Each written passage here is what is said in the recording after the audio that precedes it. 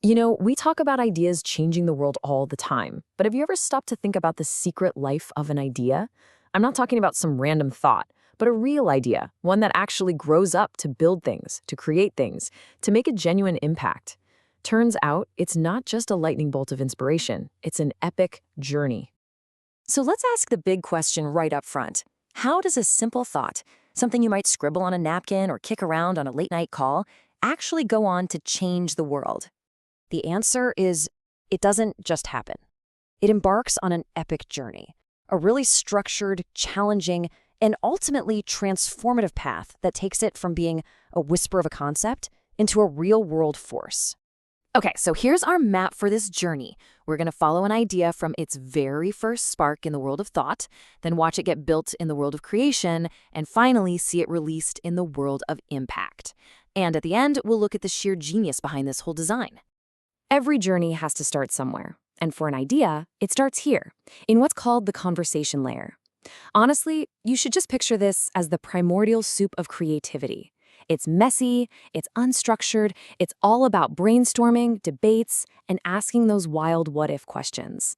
It's a totally protected space where ideas can just be born, no pressure. And you have to understand why this is so critical.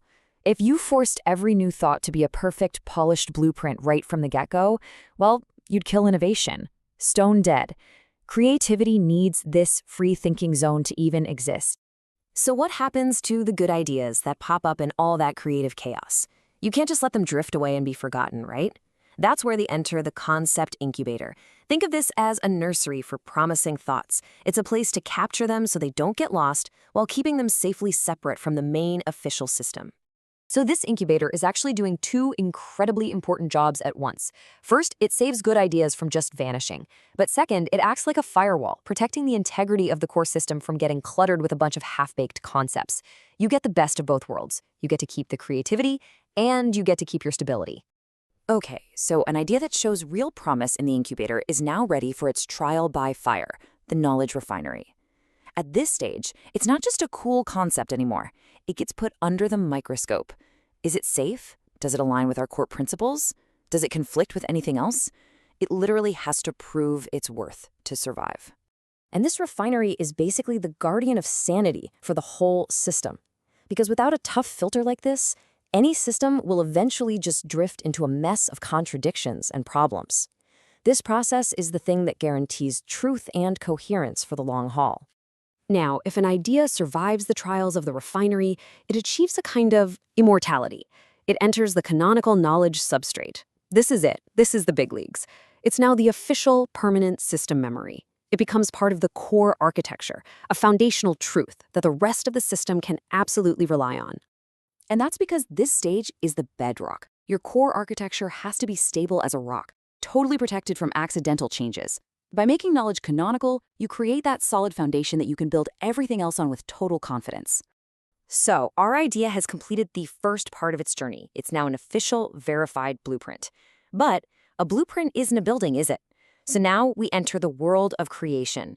And that starts with the forge. This is the factory floor. This is where abstract architecture gets turned into a real, tangible, working system. The key takeaway here is pretty simple.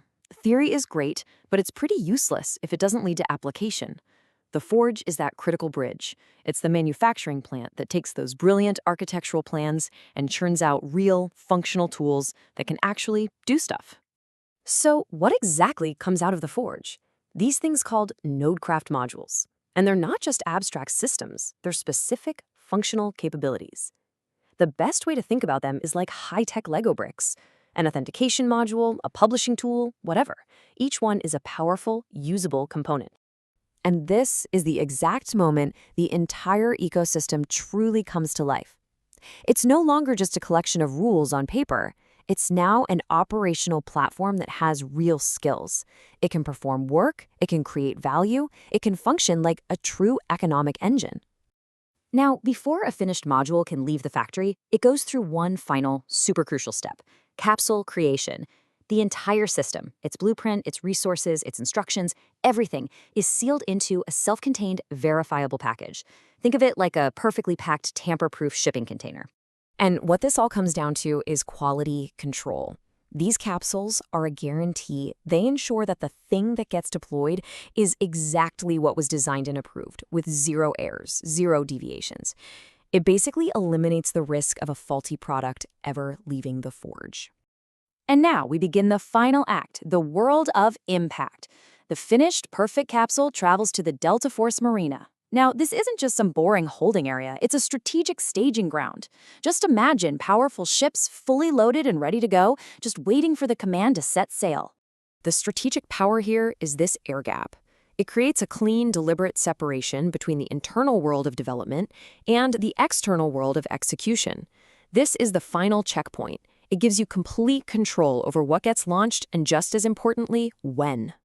And finally, the launch. The capsule is deployed from the marina out into the external world. Our idea, which started as just a whisper way back in the conversation layer, is now a fully operational service, maybe a marketplace, a new tool, out there interacting with the world and creating real impact.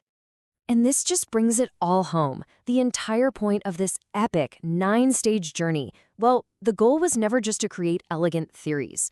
The goal from the very, very beginning was to make a tangible difference in the real world. So let's just zoom out for a second. The genius of this whole grand design is how it solves 3 of the absolute biggest challenges in building complex systems. You get creativity, but without all the chaos. You get a stable architecture, without it drifting over time. And you get powerful production, but without all the risk. So, why does this matter so much? This is where you can see the core difference. Most systems are built the messy way. All the steps are jumbled together, new ideas pollute the core, and deployment feels like a gamble. This method, though, is all about clean separation. Thinking is separate from validating. Creating is separate from deploying.